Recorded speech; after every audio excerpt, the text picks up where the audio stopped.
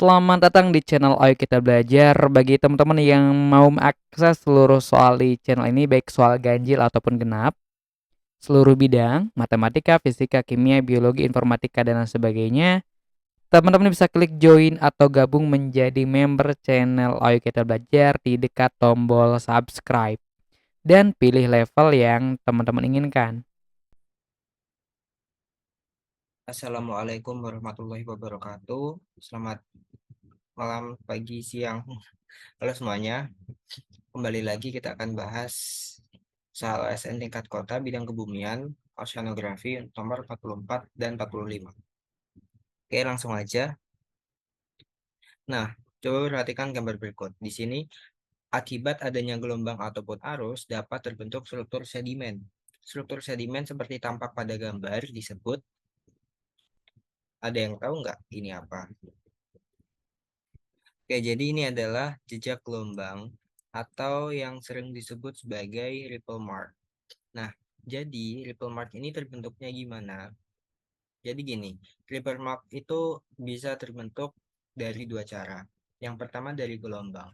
Jadi ketika gelombang itu datang dan pergi, gelombang itu ngasih tekanan atau gesekan ya, semacam gesekan ke dasar laut ataupun di sungai. Jadi ripple mark ini bisa di laut atau di sungai. Tapi kita bahas di laut aja ya. Jadi ketika gelombang datang dan pergi, dia itu ngasih tekanan atau gesekan ke dasar laut.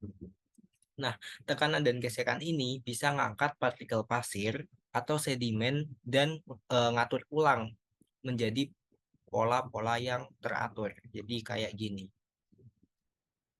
Nah, pola ini bisa lurus, bisa melengkung. Ini tergantung pada arah dan kekuatan gelombang. Nah, kayak ini yang kalian lihat di layar.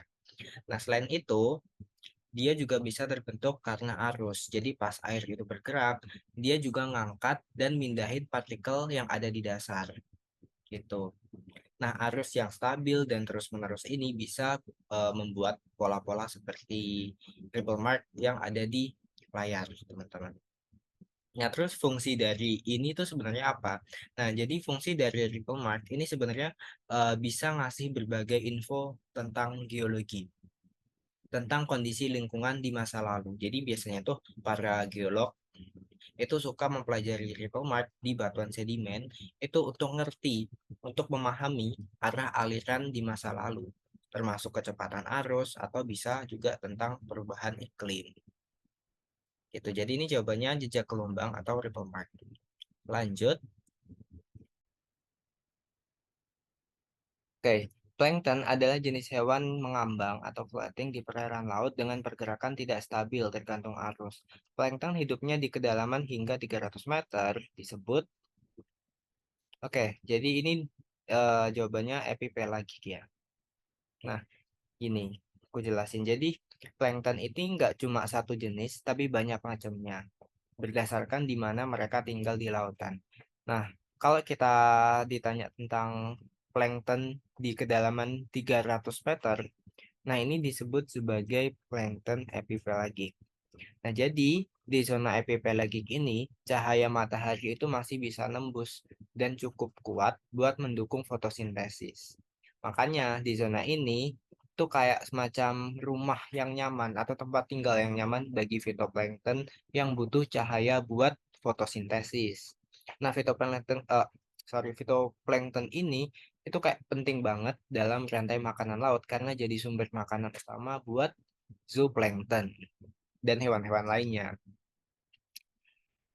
Nah, plankton-plankton yang ini, yang ada di epipelagik, itu kayak benar-benar tergantung sama arus laut. Seperti yang udah kita bahas di soal sebelumnya, di mana plankton itu kan gerakannya kan terbatas ya. Dia sangat tergantung pada media. Jadi mereka tuh nggak bisa berenang melawan arus. Jadi kayak ngambang aja, terombang-ambing sama arus. Nah, itu plankton. Jadi ini jawabannya epipelagik. Oke, sekian pembahasan kali ini. Semoga bermanfaat. Kurang lebihnya mohon maaf. Wassalamualaikum warahmatullahi wabarakatuh.